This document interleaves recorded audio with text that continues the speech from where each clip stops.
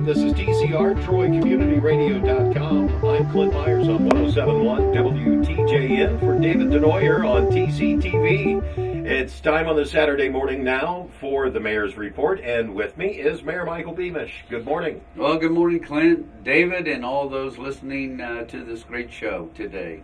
You sound like you've been affected a little bit by the warmer weather too. Well, I just think it's allergies, the pollen in the air. It stayed with us. It's a warmer temperature climate, and nothing's frozen out yet. We're sitting in the middle of December when we talk about this, so I feel fine. I just can't talk really well today. But I brought a guest with me today. You brought Jerry Mullins with you. Absolutely. Jerry Mullins is our street foreman, and he's really responsible for keeping our streets maintained, well maintained. And certainly we've had a number of projects, but we've just finished up with our leaf collection for the fall season, and I'll let Jerry talk a little bit more about that. But we're now starting to head in to the winter season. We haven't had a measurable snowfall yet. In fact, I thought we were in Florida for a while there, and still do. So, but I think we do need to talk about the winter weather and the conditions and our process on how we're going to deal with winter, either ice or snow. It's still going to get cold. We know it's coming.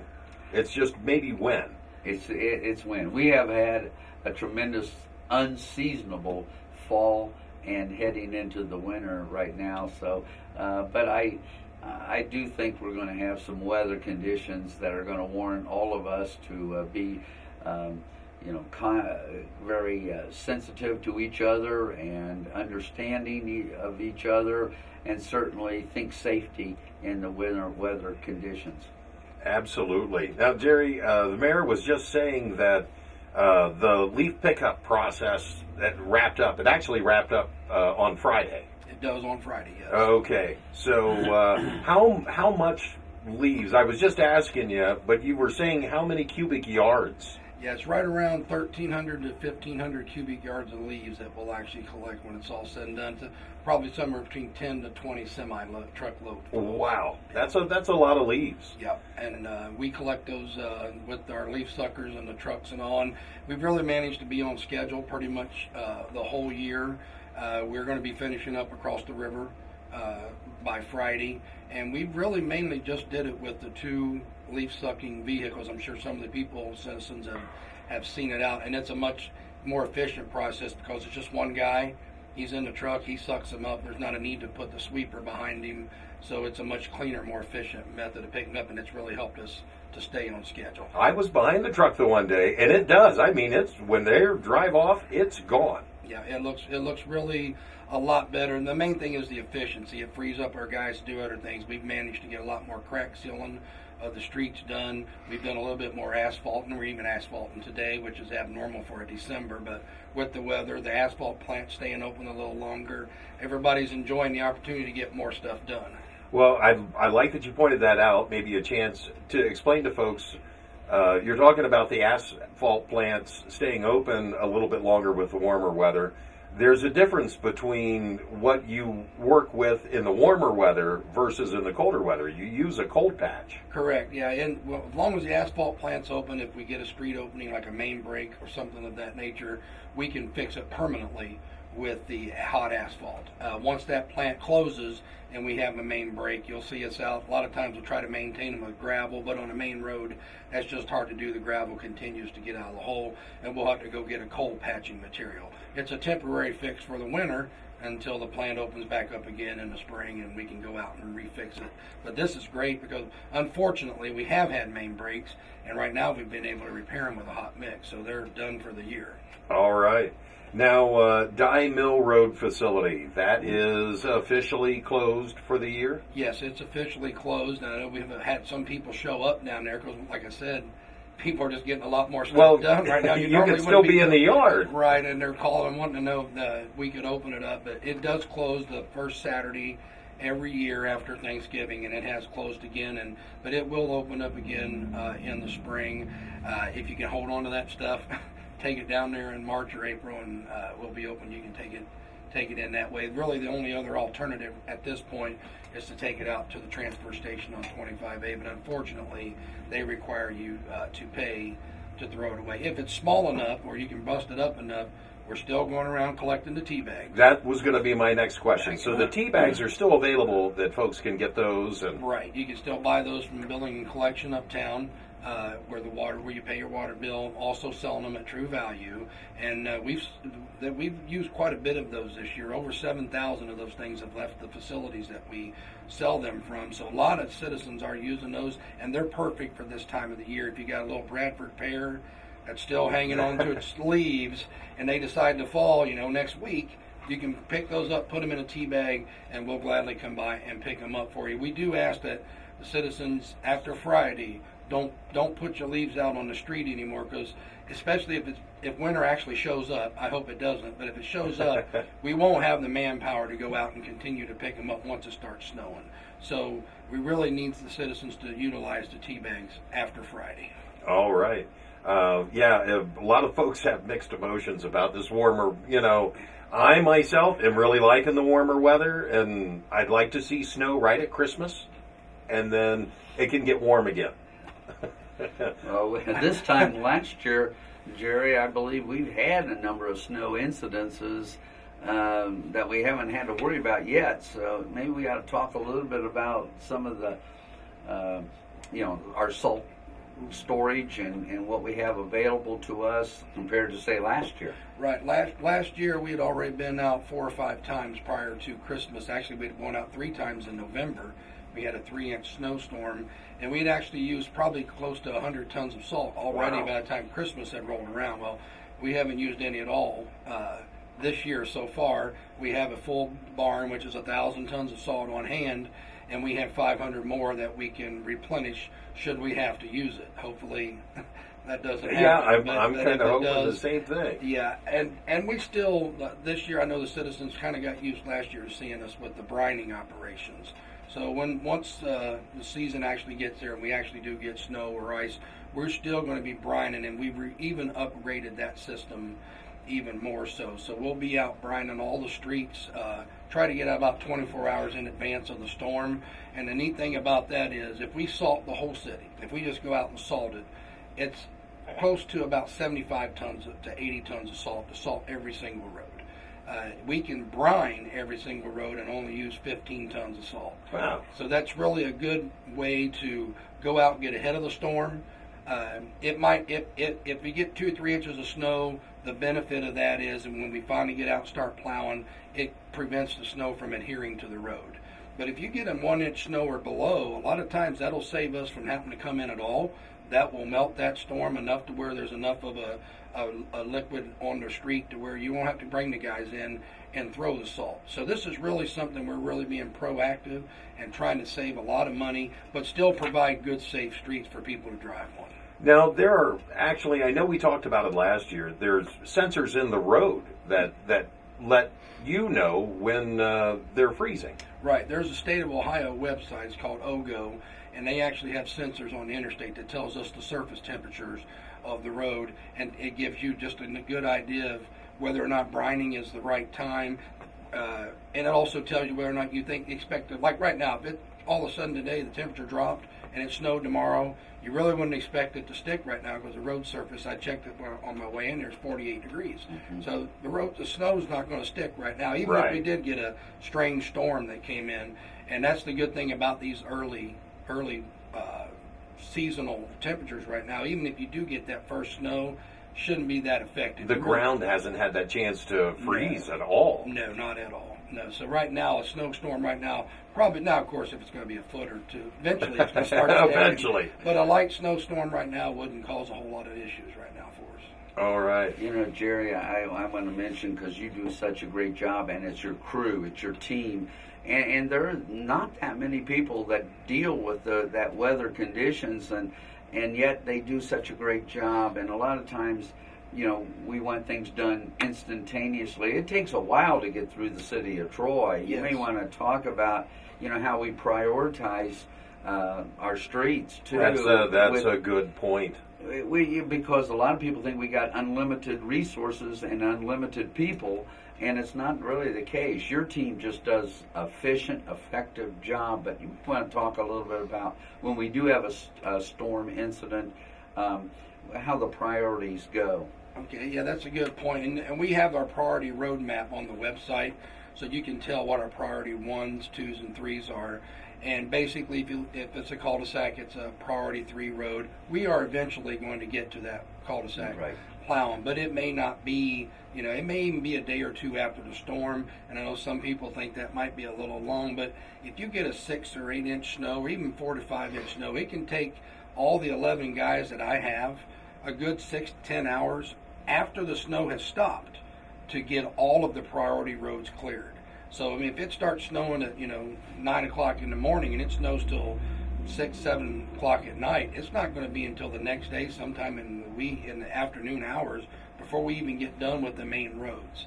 And that's just, we have 309 miles of road that we maintain. Wow. In the city of Troy. Those are lane miles. So, with 11 people, that's really rough. And I have to agree with the mayor. The guys that we have, they come in, they're dedicated. They stay in their trucks. We're on the radio. I don't know.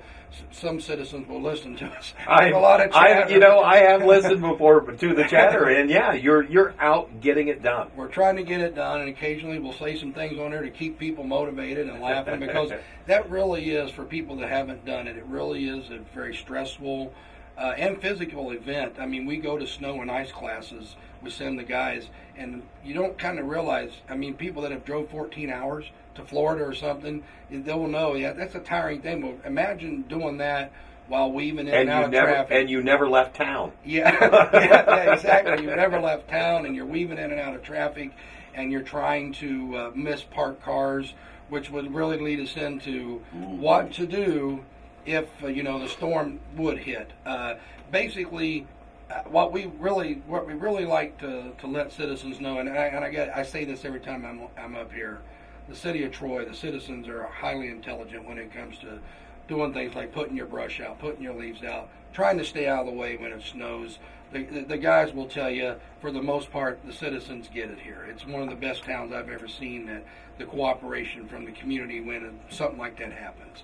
So most of the time, the issues for us are parked cars. And we ask you, if you have a driveway, if you have the ability to park your car somewhere where it's not on the street, remove it, especially when we're plowing. If we're just out salting a 1 or 2 inch snowstorm, the parked cars aren't a big deal.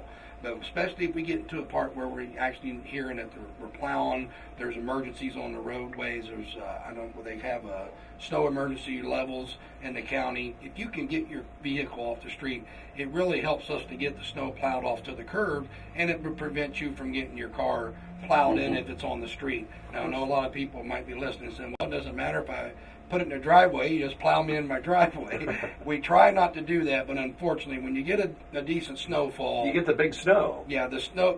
We have to get it off the road, and it's going to have to go somewhere. And we're not out there purposely trying to plow people in. I've got a driveway. When I get home after plowing my driveway, I got to clear my driveway out. It's just the way it is.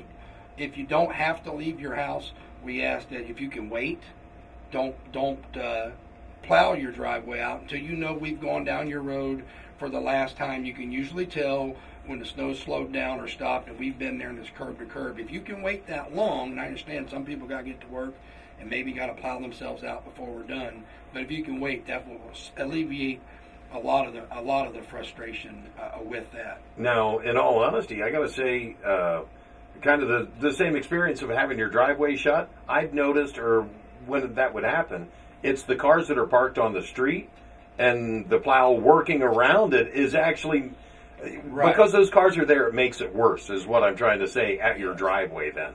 So when the cars are in the driveway and they can go straight down the street, it's not as bad. You're right, it's not near as bad. Now, I understand that there's people that just don't have that option. Right. They have some streets in town like Walnut, they can't park in the alley, they can't park out on, they don't have a driveway. Unfortunately, they're just between a rock and a hard place, and we do the best we can to try not to plow them in, but that's just really kind of hard to do.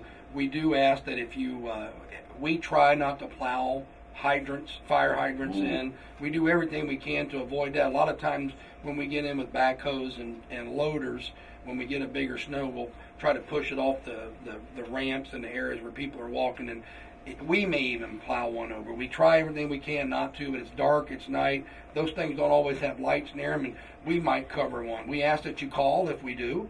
And I'm not expecting you to go out there and unshovel a mountain of snow that we caused. Right. But if you can keep it clear yourself, that's fantastic.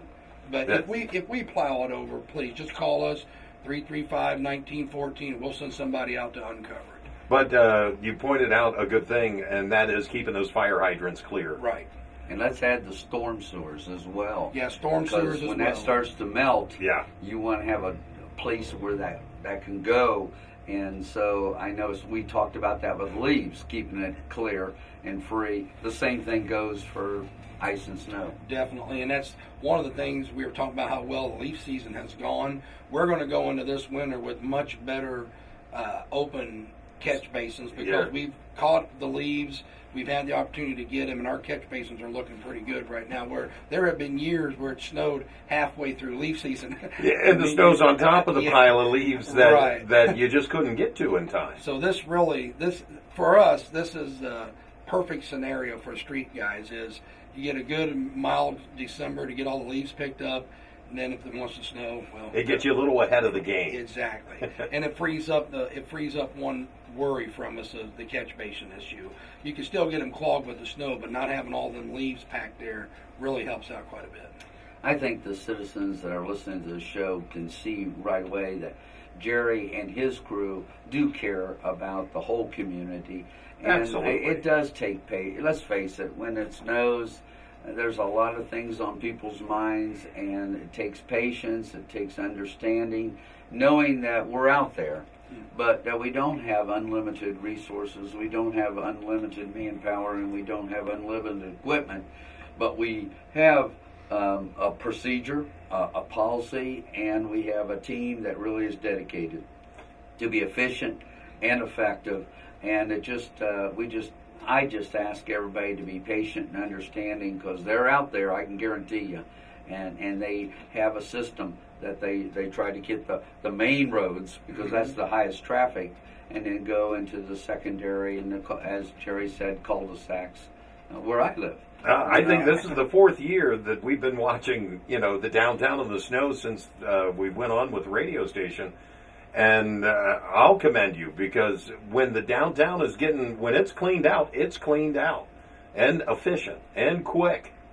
Yeah, normally we try to do that under the cover of darkness. Yeah. Get in before the traffic gets real bad. But I'd just like to add to what the mayor said is the reason we do the method of the main roads first is for emergency purposes. Ambulances, we need to get them, at least be able to get them to the cul-de-sac. And right. And we've actually had to go out and actually plow a cul-de-sac during the emergency just to get them in there. And we understand that could happen, but if we pull resources to do some of the smaller road areas, then our main roads aren't getting done, and that's the artery to get everything out, to the city. I do take a lot of calls from people who think it's been too long since we got to their cul-de-sac, but once again, they're usually really civil, and they just, and I don't blame them. They want their road cleared. Right. They want to get out, and believe me, I sympathize with that. I rarely deal with anybody who's irate. They understand what we're doing. Like I said, we're dealing with the city of Troy is just a great community to work for, so I don't really stress out a whole lot with citizens. And I always tell them on the phone, if you can make it to Canal, if you live on the East End, you can get to Canal. Canal will get you to South Market. South Market will get you to Main. All you have to do is get off of, let's say, Scott Street. And if you can get to Canal, then you'll get there. So normally, our system prepares the citizens to be able to maybe just get off your street, then you'll have clear roads for a while. But yeah, you may have to struggle to get off your, like the mayor said, Devon Court or Curzon Court or Westgate or, just some of the smaller roads. You might have to get yourself out of there, but once you get to the main drags, you're usually in pretty good shape. Isn't it amazing? We're talking about that kind of a snow incident, and we haven't had one yet. So let's knock on wood and hope that it is a mild, because that allows Jerry and his crew to do some other maintenance type things with our streets and roads. Right, and just to keep that process moving. Right. I know Monday started out, we were 66 degrees in the morning, and Tuesday morning it was 42. So yeah, we're already starting to go down in temperature. So we know we'll be prepared, and we know that who we can count on. Even those temperatures are above normal. Still, yeah. So whatever. Above freezing and above normal. But we need to make sure people are aware of our process, our procedures, the kind of dedication that our workers have, and all of us. It is winter, and it does take a little more patience and understanding. So the map is on troyohio.gov? Yes. Okay, so you can find it there. You've got council coming up next weekend. Council comes up on the 21st, boy, that's getting close to Christmas. Yeah. So we'll give council updates next time we have our radio show, and also talk about the Christmas season, the holidays. As we talk here on the Saturday morning, yeah, it's 6 days away. Unbelievable. Christmas, 6 days away. All right. Anything else you'd like to add in this morning, Mayor? I think we've had a great program today, and I hope a lot of folks will continue to watch Troy Community Radio and listen to Troy Community Radio. And Jerry, thank you so much for your efforts and your crew that you have out there, too. You do such a great job keeping things flowing in the city of Troy. Thank you. Thank you. This has been the Mayor's Report. I'm Clint Myers on 107.1 WTJN for David Denoyer on TCTV.